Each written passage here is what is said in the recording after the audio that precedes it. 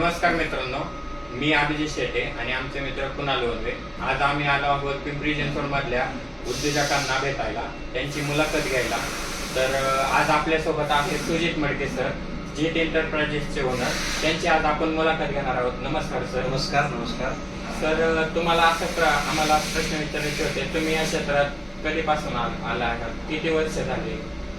तुम्ही काय काम करता याच्याबद्दल थोडीशी आम्हाला माहिती द्या.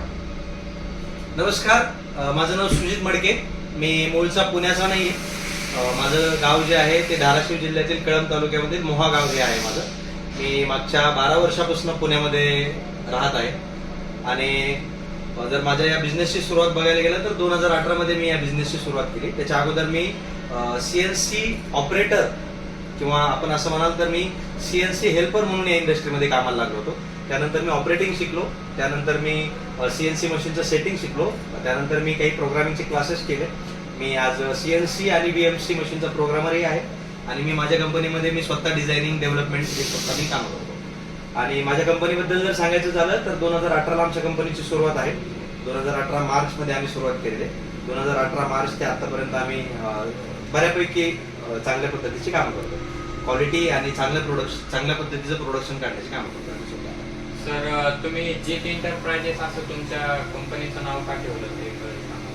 माझे मोठे भाऊ अजित मडके, माझा लहान भाऊ माझ्यापेक्षा जो आहे तो रणजित मडके, तो मागच्या 5-6 वर्षापूर्वी वारला. तर आमच्या तिघांच्या नावामध्ये जे आहे ते अजित, सुजित आणि रणजित तिघांच्या नावामध्ये जीत हा शब्द कॉमन आहे. आणि आपल्या मराठीमध्ये जीत या शब्दाचा अर्थ जिंकणारा असा होतो. त्या कारणासाठी आम्ही जीत या शब्दाचा वापर आमच्या कंपनीच्या नावामध्ये सुद्धा केलेला. सर, जीत एंटरप्राइजेस मध्ये एवढे वर्कर आहेत, तर ते वर्कर तुम्ही कसे सांभाळता? त्यांची काय अडचण आहे ते तुम्हाला माहिती आहे? वर्कर्स जर बघायला गेलं तर भरपूर नाही आहेत. सध्या माझ्याकडे एक साधारण 20 ते 22 वर्कर्स आहेत जे आता आपल्या इथे कार्यरत आहेत. त्यामध्ये स्टाफमध्ये जर बघायला गेलं तर अकाउंटसाठी आहेत, प्रोडक्शन सुपरवायझर आहेत, क्वालिटी सुपरवायझर आहेत आणि शिफ्ट इन्चार्ज आहेत. बाकी प्रोग्रामर वगैरे काही लोक आहेत. आणि बाकी जो आहे तो वर्कर क्लास आहे, ज्यांना आपण ब्ल्यू कॉलर म्हणतो. तर असा काही क्लास आहे. तर साधारण 22 वर्कर्स आहेत. यांच्याकडे बघण्याचा दृष्टिकोन माझा खूप असा चांगला आहे की ज्यावेळेस हे लोक माझ्यासाठी काम करतात त्यावेळेस माझी कंपनी ग्रो करते. म्हणजे मी आतापर्यंत जेवढे वर्कर्स माझ्याकडे आहेत मी त्यांना खूप जवळचं समजतो आणि खूप चांगल्या पद्धतीने त्यांची काळजी घेतो. आणि ते लोक सुद्धा माझ्यासाठी प्रामाणिक काम करतात, म्हणून माझ्या कंपनीची ग्रोथ आहे.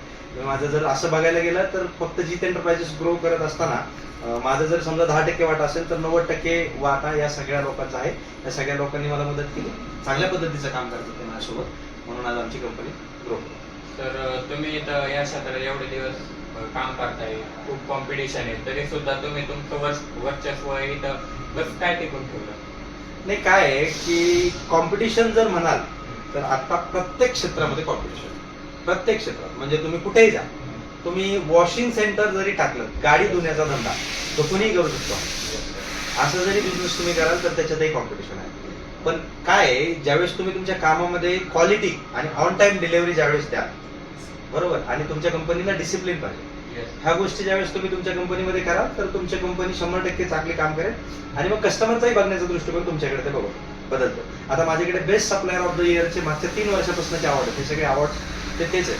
म्हणजे जर तुम्ही चांगल्या पद्धतीचं जर काम कराल, चांगली क्वालिटी असली पाहिजे आणि कस्टमरची जे तुम्हाला त्यांनी कमिटेड डेट दिलेली असेल की ही ऑर्डर तुम्हाला ह्या ठराविक वेळेमध्ये कंप्लीट करायची, त्या वेळेमध्ये तुम्ही कंप्लीट करू शकत असाल, तुमचे वर्कर्स चांगले असतील तर तुम्ही कुठल्याही पद्धतीच्या अडचणीवरती मात करू शकता, कुठल्याही प्रॉब्लेम तुम्ही सॉल्व्ह. सर, आता जर आपल्याला जर सेल्स वाढवायचा असेल आपल्या प्रोडक्टचा, तर तो कशा पद्धतीने वाढवला पाहिजे? आता ह्याच्याकडे बघण्याचा प्रत्येकाचा दृष्टिकोन वेगळा आहे. मी थोड्या वेगळ्या पद्धतीने बघतो. मी मागच्या 2021-20च्या अगोदर जे आहे माझं काम, ते मी पहिलं ऑटोमोबाईल क्षेत्रासाठी जास्त करतो. पण मग मी नंतर माझे काही कस्टमर चेंज केले म्हणण्यापेक्षा मी ज्यावेळेस बिझनेस ग्रो केला, माझ्या मशीन्स वाढल्या किंवा माझा बिझनेस वाढला, त्या काळामध्ये मी काय केलं की मी तो जो ठराविक कस्टमर आहे माझा, तो ऑटोमोबाईलचे पार्ट बनवतो. तर मी ऑटोमोबाईलचे न बनवता दुसरे कस्टमर मी ऍड केले. ते फार्मा इंडस्ट्रीचे आहेत, ते ॲग्री इंडस्ट्रीचे आहेत आणि ते आपले सोलर रिलेटेड काही पॅनल्स बनवतो आपण, त्या रिलेटेडचे आहेत. तर असे ज्यावेळेस माझ्याकडे वेगवेगळ्या इंडस्ट्रीजच्या कामं असतील ना, त्यावेळेस माझी कंपनी ग्रो करेल हा माझा विश्वास आहे. आणि आम्ही प्रोडक्शन तर वाढवतोच आहे ना, म्हणजे आपण दरवर्षी मशीन्स ऍड करतो, नवीन काही प्रोजेक्ट ऍड करतो, त्यामध्ये वर्कर्स आपल्याकडे अजून नवीन येतात, तर त्या पद्धतीने पण आपण ग्रो करतो. सर तुमच्या कंपनीचं नाव जीते एंटरप्राइजेस आहे. हो. तर आता आम्ही बघत आहोत की मोहकर उद्योग समूह, तर ह्या नावाबद्दल काय सांगा तुम्ही? माझ्या इथे असलेल्या कंपनीचं नाव जीत एंटरप्राइजेस आहे. माझी अजून एक कंपनी आहे परफेक्ट इंजिनिअरिंग वर्क्स नाव. आमचा एक MNC कस्टमर आहे. आम्ही त्यांच्यासाठी काही मशीनसाठी लागणारे काही पार्ट्स बनवतो. त्या कंपनीसाठी आम्ही परफेक्ट इंजिनिअरिंग वर्क्सचं नाव दिलेलं आहे. माझे काही प्रोडक्शनचे जेव्हापासून मी 2018 पासून बिझनेस करतोय त्यावेळेसपासून जो मी बिझनेस करतोय तो जीत एंटरप्राइज नावाने करतोय. त्याच्यामध्ये माझे काही आर्थिक फायदे आहेत, त्यामुळे मी असे 2 नावं घेतले.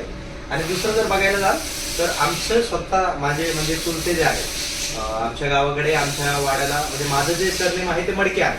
तर आमची जी ओळख आहे म्हणजे माझ्या वाड्याची म्हणता येईल किंवा आमच्या गावातल्या लोकांची जी आमच्या मडके नावाचे आडनावाचे लोक त्यांची ओळख जी आहे ती गावाच्या बाहेर जी आहे ती मोहेकर अशी आहे. म्हणजे कुठल्याही गावातील लोक असतील, समजा अहमदनगरचे असतील तर अहमदनगरच्या लोकांना आपण कसं ओळखतो, अहमदनगरकर. तसं आम्ही मोह्याचे आहोत म्हणून आमची जी ओळख आहे ती मोहेकर अशी आहे. बरोबर. तर उद्योग समूह असं नाव असं आहे की आमचे म्हणजे आमचे चुलते किंवा माझे काही मित्र, तर आम्ही सगळ्यांनी मिळून ना स्वतःचे प्रत्येकाचे काही काही बिझनेस आहे. त्यामध्ये मोहेकर मेडिकल असेल, मोहेकर कृषी उद्योग समूह कृषी असेल, त्यानंतर जीत एंटरप्राइज असेल, परफेक्ट इंजिनिअरिंग वर्क्स असेल, किंवा मोहेकर पत्र उद्योग समूह असेल, पत्र उद्योग असेल, किंवा मोहेकर शुगर फॅक्टरी असेल, किंवा मोहेकर पतसंस्था असेल. असे बऱ्याचशा छोट्या मोठ्या उद्योगांना मिळून आम्ही आमच्या गावाची एक छोटीशी ओळख म्हणून आम्ही मोहेकर उद्योग समूह असं नाव वापरतो. बऱ्यापैकी लोक वापरतात म्हणून आम्ही त्या नावाचा वापर मोहेकर उद्योग समूह करतो. बऱ्यापैकी लोक करतात आणि ते आम्हाला थोडंसं प्राऊड फील देतं की आमच्या गावातील बऱ्याचशा लोकांचे बिझनेस आहेत, चांगल्या पद्धतीने सेटल्ड आहेत. आमचे हे सुद्धा आहेत, आमची शाळा सुद्धा आहेत, शिक्षण महर्षी ज्ञानदेव मोहेकर गुरुजी सर म्हणून, तर त्या सुद्धा आहेत, कॉलेजेस आहेत, पतसंस्था आहेत, म्हणजे बरेचसे उद्योग आहेत. तर त्यामुळे आम्ही मोहेकर उद्योग समूह असं नाव आहे. तर सर माझा पुढचा प्रश्न असा होता की तुम्ही ह्या क्षेत्रात काम करताय, तर ह्या क्षेत्रात काम करण्यासाठी तुम्ही किती शिक्षण घेतलेलं आहे? माझं शिक्षण तसं भरपूर नाही आहे. मी 12वी झालेली आहे माझी, म्हणजे मी 12वी मध्ये सुद्धा माझे 2 सब्जेक्ट गेलेले आहेत. पण मग मी नंतर पुण्याला आलो. मी त्यानंतर या क्षेत्रामध्ये कामाला लागलो. मी थोडं पहिलं सुरुवातीला ज्यावेळेस हेल्पर म्हणून या क्षेत्रामध्ये कामाला लागलो होतो त्यावेळेस मला ना या थोडं क्षेत्राची ना आवड निर्माण झाली की यार हे थोडं शिकण्यासारखं क्षेत्र आहे. तर मग मी काय केलं की मी एका बाजूला मी हे शिकत होतो, काम करत होतो, आणि एका बाजूला मग मी CNC VMC प्रोग्रामिंगचे क्लासेस केले. जे साध्या इन्स्टिट्यूटमध्ये म्हणजे जे खाजगी इन्स्टिट्यूट म्हणता येईल त्या इन्स्टिट्यूटमधनं मी भोसरीमध्ये एक भोसले सर आहे, सद्गुरू टेक्निकल इन्स्टिट्यूट म्हणून, तर मी त्यांच्याकडे मी माझा क्लास पूर्ण केला CNC प्रोग्रामिंगचा. आणि मी जेव्हापासून हे केलं तिथून पुढे एक साधारण 1-1.5 वर्षामध्ये मी CNC मशीनचा प्रोग्राम होतो. VMC मी आत्ता प्रोग्रामिंग करतोय. पूर्वी मी फक्त CNC प्रोग्रामिंग करायचो. आणि मग मी थोडं प्रश्नावर मी थोडंसं सरकलो होतो, तर तुमचा प्रश्न शिक्षणाबद्दल होता. बरोबर. तर मग मी पुढे मग त्या क्षेत्रामध्ये त्याच्यामध्येच मी पुढे मला जे लागणार आहे ते डिझायनिंगचे काही कटियाचं सॉफ्टवेअर असेल किंवा ऑटोकॅड असेल किंवा वर्कएनसी असेल असे काही सॉफ्टवेअरचं पण नॉलेज घेतलं. त्याच्या पण मी क्लासेस कम्प्लीट केले. आणि मग मी आता मला जे लागणाऱ्या गोष्टी आहेत जे माझ्या बिझनेस पुरते आहेत त्याचं फक्त मी एज्युकेशन घेतलेलं आहे, त्याचं फक्त शिक्षण घेतलं आहे, त्याचं नॉलेज आहे माझ्याकडे. तुम्ही जर मला विचाराल की सर तुमचं डिप्लोमा झालेलं आहे का, तर माझं डिप्लोमा नाही झालेलं. मी 12वी नापास आहे. पण मला ना म्हणजे नितीन बानगुडे पाटील साहेबांचं ना एक वाक्य आठवतं. ते छत्रपती शिवाजी महाराजांना उद्देशून बोलताना असं म्हणतात की शिवाजी हे नाव नाहीये. मी एकेरी उच्चार म्हणजे असं नाही करते, ते त्यांनी बानगुडे पाटलांनी म्हणले की शिवाजी हे फक्त नाव नाहीये, तर शिवाजी हे एक प्रमाण आहे, सर्वोच्चतेचं प्रमाण आहे. तर तुम्ही ज्या क्षेत्रात आहात त्या क्षेत्रामध्ये तुम्ही ना शिवाजी व्हा, छत्रपती शिवाजी व्हा. म्हणजे शिवाजी नाव नाहीये, तर ते एक सर्वोच्चतेचं प्रमाण आहे. तर तुम्हाला काय करायचं, तुम्ही ज्या क्षेत्रात आहात त्या क्षेत्रातलं नॉलेज चांगलं घ्यायचं. भले तुम्ही इथून गेला दुसऱ्या क्षेत्रातलं तुम्हाला नॉलेज नसेल, पण तुम्ही ज्या क्षेत्रात आहेत ना त्या क्षेत्रामध्ये तुम्ही प्रॉपर पाहिजे. तू जे काम करतोयस ना ते तुला परफेक्ट आलं पाहिजे. भले तुला दुसरं ड्रायव्हिंग सुद्धा नाही येऊ स्कूटरची, पण तू जे काम करतो ते तुझ्यासारखं दुसरं कोणालाच नाही आलं पाहिजे. म्हणून मग मी माझ्या क्षेत्रातलं नॉलेज. तर पुढचा प्रश्न असा होता की आम्ही आता यंग जनरेशन आहे, तुम्हाला इतक्या वर्षाचा अनुभव आहे, मग आम्ही बिझनेस मध्ये समजा पुढे आम्हाला बिझनेस करण्याचा ठरवला आम्ही, तर बिझनेस करताना आम्ही कोणती काळजी घ्यावी, काय करावं, कसं पुढे जावं, काय अडचण येते त्याच्यावर कशी मात करावी, हे तुम्ही प्रश्न तुमचा असा आहे की मी मला नाही वाटत की मी तुम्हाला तेवढा उद्देशून अजून काही तुम्हाला मार्गदर्शन करू शकेल. मी अजून तेवढा मोठा नाही झालो, पण मी एवढं तुम्हाला नक्की सांगेल की आपल्या लोकांनी म्हणजे तुमच्या एजच्या लोकांनी, मग ते तुम्ही बिझनेस सुरू करावा, 100% करावा, पण ना तुमच्याकडे नॉलेज पाहिजे तुम्ही जे काम करताय ते. आता मी खूप वेगळी उदाहरणं नाही देणार, मी माझ्या बिझनेसचं सांगितलं तुम्हाला. जर तुम्ही हा बिझनेस सुरू कराल, तर जर समजा तुम्हाला हा बिझनेस सुरू करायचा तर याची मशीन साधारण 25 लाखापर्यंत येईल. तुम्ही मशीन परचेस कराल तर तुम्ही समजा तुमची आर्थिक परिस्थिती चांगली असेल तर तुम्ही घरचे पैसे टाकून ती मशीन खरेदी कराल, किंवा आर्थिक परिस्थिती चांगली नसेल तर तुम्ही 5-10 लाख रुपये डाऊन पेमेंट कराल, 20-1 लाख रुपयाचं लोन कराल, बरोबर. आणि त्या 20 लाख रुपयावरती तुम्हाला EMI सुरुवात होईल, बरोबर. आणि नंतर तुम्हाला त्या क्षेत्रामध्ये नॉलेज नसल्या कारणाने तुम्हाला एखादा माणूस हायर करायला लागेल, त्याची सॅलरी 35 ते 40 हजार रुपये सध्या चालू आहे. त्यानंतर तुम्हाला वर्कर्स ठेवायला लागतील, तुम्हाला नॉलेज नाहीये, तुम्ही तो बिझनेस ग्रो करण्याकडे कसं जाईल त्याचे तुम्हाला अनुभव नाहीये. तर मी तर सुरुवातीला सगळ्या लोकांना असं सजेस्ट करतो, मला इव्हन माझ्या मित्राचे फोन येतात की मला तू थोडंसं मार्गदर्शन कर की मी कसा बिझनेस करू, की मी थोडं जॉब करू. तर मी असं तुम्हाला मार्गदर्शन करेन की तुम्ही सुरुवातीला जॉब करा, ज्या क्षेत्रात तुम्हाला काम करायचं, तुम्हाला या बिझनेसमध्ये करायचं असेल याच्यात जॉब करा, अजून कुठं तुम्हाला एखाद्या हॉटेलसाठी करायचं असेल किंवा तुम्ही ज्या क्षेत्रात करताय काम त्याच्यात, तर तुम्ही काय करा, तुम्ही पहिलं नॉलेज सिलेक्ट करा, पहिलं नॉलेज घ्या. नॉलेज घेतल्यानंतर तुम्ही उद्योगाची सुरुवात करा.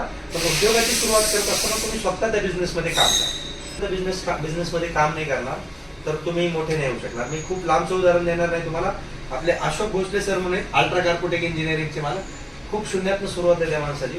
खूप छोटा माणूस होता, म्हणजे ते तर म्हणजे खूप चांगलं उदाहरण आहे आपल्या हल्ली मराठी लोकांसाठी, की आपल्या साताऱ्याचा एक माणूस येतो, तो आज भोसरी सारख्या ठिकाणी एक छोटंसं शॉपची सुरुवात करतो आणि आज तो कार्पोटेक पर्यंत खूप MNC कंपनीपर्यंत त्याची कामं करतो. तर ते खूप चांगलं उदाहरण. कुठल्याही बिझनेसची सुरुवात ही शून्यातून करा किंवा कुठल्याही कामाची सुरुवात शून्यातून करा, ते नक्कीच तुम्हाला पुढे घेऊन जाईल. पण त्याचं नॉलेज तुम्हाला पाहिजे, एवढं एक करा. थँक्यू सर, तुम्ही तुमचे अनुभव आमच्यासोबत शेअर केले. धन्यवाद. तुम्ही आज आमच्या ठिकाणी आमच्या या कंपनीमध्ये विजिट केली. आम्हाला असं कधी कॅमेऱ्याच्या समोर येण्याची संधी नाही भेटत. तुमच्या निमित्ताने आज छोट्याशा एका कॅमेऱ्याच्या समोर व्हायला बोलण्याचा योग आला. धन्यवाद तुमच्या दोघांचे. आभार.